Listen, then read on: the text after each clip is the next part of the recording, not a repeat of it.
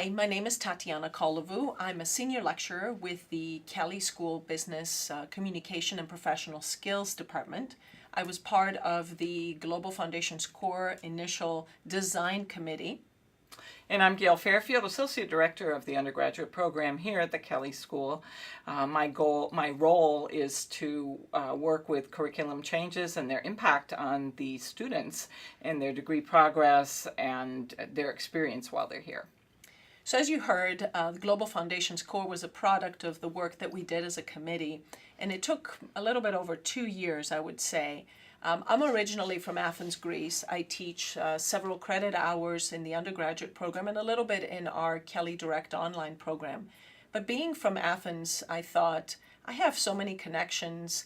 I could see our students being engaged. Maybe if we're talking about this, I remember within the first year of being on the committee, maybe I should try and practice pulling out a syllabus of what it would look like for students to be in the classroom for 8 weeks and learn everything about what it takes to function in business in a country outside of the US, learn about the country's history, the political system, how does the legal system work, what's happening in the economy, and at the time, a lot has happened in the Greek economy. So it was kind of a hotbed and a great beta site for us to practice. After the 8 weeks, the plan was to visit Greece for 10 days with 20 students, and that happened back in 2011. Gail actually was the staff member that came with me and experienced that wonderful inaugural class that we had. It was fabulous. It was fabulous on a lot of counts. You know, it was fabulous just to go to Greece. I mean, how cool is that, right? So we all loved that. But I think what was really exciting was to watch the students. Some of them had never been out of Indiana. Some of them had never been on an airplane before. Some certainly never had a passport before. And to watch them grow from that initial getting off that plane in the airport at Athens, having no clue how to manage their luggage or even get themselves to the hotel and really needing a lot of directions and all of that, to the end of those 10 days when they were, seasoned sort of, I can get around a strange city, I can figure out the, metro or whatever. I mean, they really owned their ability to maneuver in a very unfamiliar situation. And that was just a tip of the iceberg of really what they gained. They also gained a tremendous understanding from the course itself of Greek culture, Greek politics, all those things that you mentioned, and then got to see it in action when they were there. And they commented all the time, oh, this relates to that, or I can see how what we learned in class is playing out right here. And they were very reflective. You could just watch them change and evolve just even over those 10 days of the trip. And I think it would have been a very different experience for them it would have been cool if they'd just taken the class, right? They learned a lot, and that was good. They did great projects and presentations, all that was excellent. But adding the trip to it made a tremendous difference. There's no question.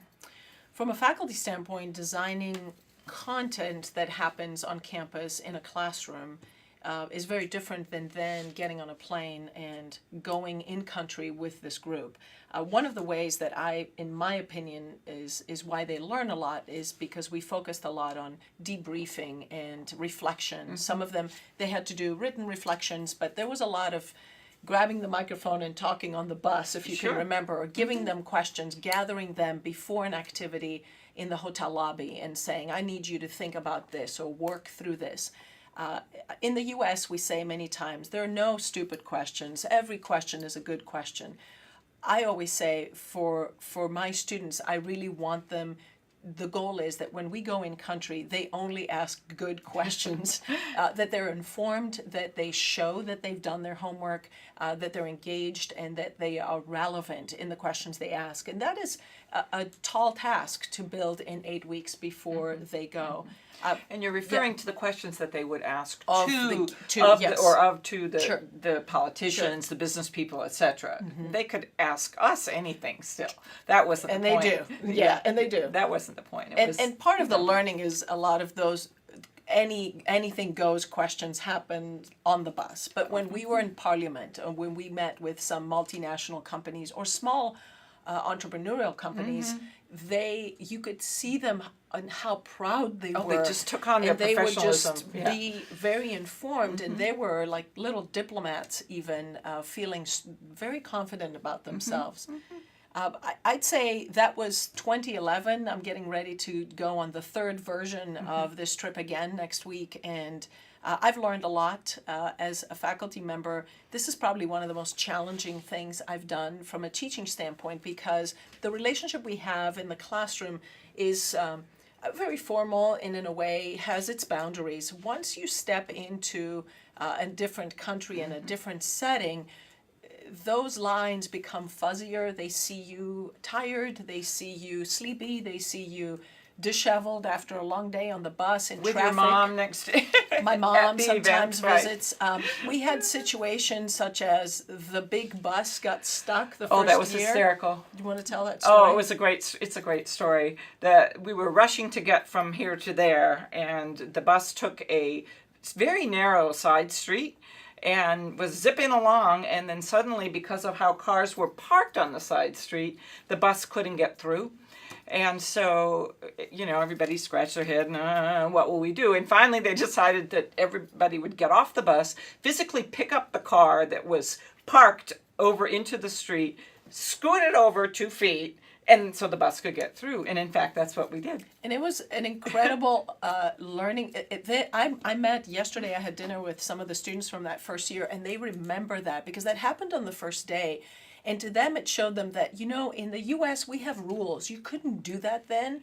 The police was sort of trafficking us. If you remember those two guys on the motorcycle, the police traffic cops were saying, okay, the taxi drivers who was stuck behind our bus, it was all a team effort. They came out of their cabs and they were helping us move. Meanwhile, the students were hanging out of the windows, taking pictures and video And of some how of them were this- getting, they yes, were lifting and some too. of them were lifting and moving, and they were in awe when I stood up and I said, okay, we're moving the car. And it was sort of this magical moment of learning of how things work differently here. Watch out, never think in the box, and they've never stopped talking about that. It was too. pretty amazing. Yeah, it was. What do you think some of the issues, of course, I had the baptismal of the first 2 years ago, taking the first trip, and now, next spring, we have 7 faculty that are courageous enough to travel with undergrads. Our undergrads are more in their second and third year. What have you heard behind the scenes about what the faculty are saying, or how have the staff reacted, or what staff support have we needed to make this happen? We have needed staff support. We're working to, in fact, before we really are able to fully roll this out and offer as many trips and courses as we can, we are going to need probably to hire a whole nother staff person. It just takes a tremendous amount of time to coordinate all the trips and get all the visas and all the passports in order, and all the hotel reservations, and it's a lot of work. Right now we're limiting the trips to spring and summer because the way the fall schedule is, it's kind of tricky to add a week anywhere because people aren't inclined to want to do their family holidays, away and those kinds of things. So, and in some countries, a week is a squeeze. If you're talking Brazil, it's easier to do a week, but Europe is a challenge in a week. Well, you want to. You may need a day to travel, a full week there and a day to travel, which is 9 days right there. So a lot of times our trips end up being, around a 10 day, sort of and in many countries there's a big benefit to having 2 weekends as part of the trip, because there are certain kinds of activities and cultural things that go on the weekends that don't happen. So there's a lot of that to kind of figure out, is when is it important to be there, or do we go on a Wednesday, come back on the following Friday, at least have one weekend in the middle? How do we do that? So there's lots and lots of managing of not only just the practical logistics, but what's going to be happening of value. And this particular year, what will be going on in that country at that time, relevant. And all of that. So what will the season be?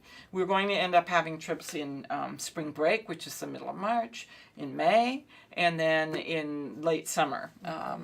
So the 3 different seasons, 3 different sets of preparation as far as clothing and events and activities and things that might be going on in the country. So the in-country planning is tremendous. Most of the time, faculty who are doing these have connections. I mean, they're volunteering to take students to Greece or to Turkey or to, London or for wherever they're going, Shanghai, because they have connections there. They know people and they know situations. But they may not have all the connections. They may not know all the various kinds of businesses. They may have a slice of connections. So then our staff team needs to come into play to say, well, we've got good connections now for a big multinational there, but if we're going to really connect with a small entrepreneurial venture, how do we make contact with those kinds of people so that all the experiences of the trip don't just end up skewed to whoever the faculty member happens to know, but it becomes, a broad base of experience. And again, cultural, economic, political, spiritual, even, going to temples or whatever. So making a robust trip like that allows students to not only have the business connections, but also the cultural ones, and then some time to be Relax. Free to go out and go to dinner and, do the country on their own. Order from the menu or not. Right. So all that planning takes time. I think I would add one more piece to the staff perspective, and that is that in addition to the just practical staffing need to organize and manage all of this, there was also a huge training component in terms of the academic advisors and other people, admissions staff. There's the rollout communications. It's like the approval took 2 years to get to, but then the rollout is another year or more, because we not only have to get the word out to the students, but we have to get the word out to all the people advising and working with the students so that they're getting correct information, they're getting information at the right time, they know when the application is, because they don't just get to decide to go on the trip, they have to apply to go on the trip, et cetera, et cetera. So all of the administrative things related to the rollout involve a lot of education, a lot of time, a lot of energy to make sure that everybody is informed. And in our case, that's not just our own academic advisors, for example, but it's our admissions team and recruiters who are going out to encourage students to come to our school.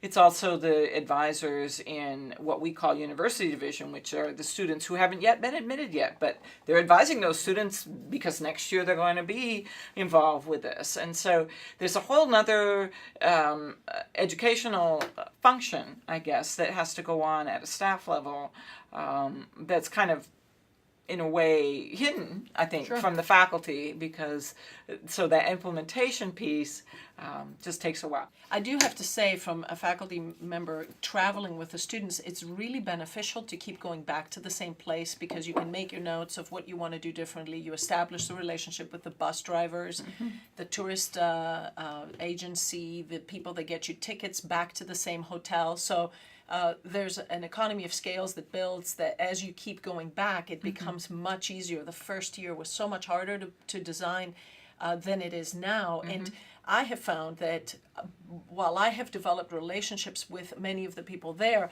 I then connect them with our staff here, especially Tia, our person that is in charge of all the logistics. She knows maybe 5 or 6 of the people there by first name, and they interact on email, which takes the pressure off of me. And eventually, if someone else wants to go to Greece, everything is set up and ready to go from there.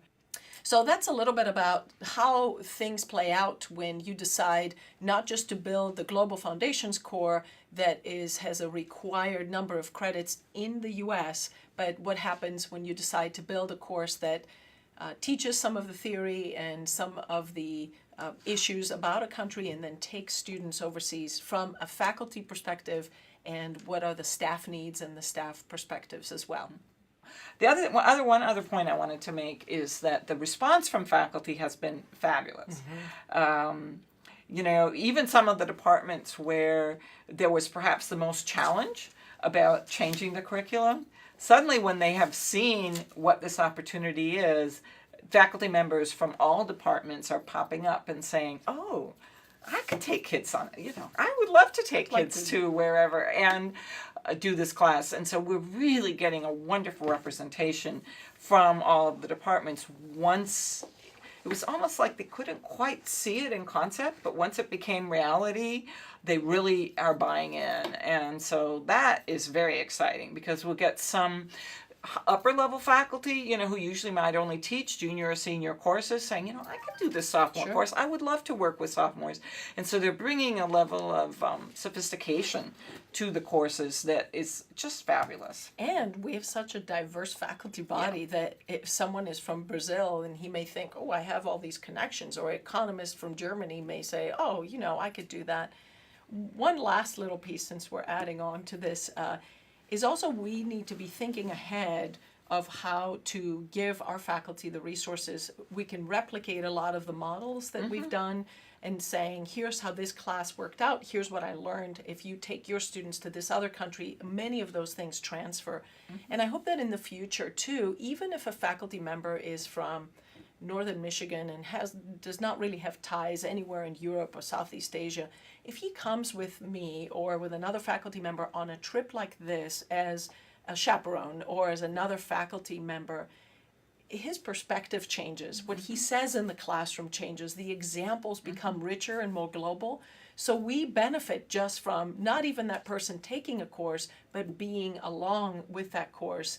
It has benefits across the board on how we operate. So and our staff go too. Yeah, exactly. So the faculty member may be driving the trip, but then there's always at least one other quote chaperone person, one or two, and those people would be other faculty or academic advisors or other professional staff. So, it expands our awareness so that when we're talking with students, we know.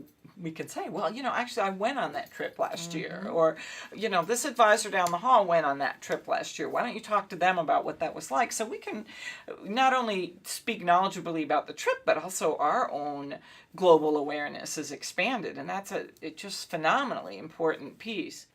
So after this year rolls out and we've been to 7 new countries in the Kelley School of Business, we'll come back and give you perspectives from instructors, faculty that have taken students on a trip, and staff for the first time, and the perspectives of the students, what they learned, how they grew, and what their perceptions were.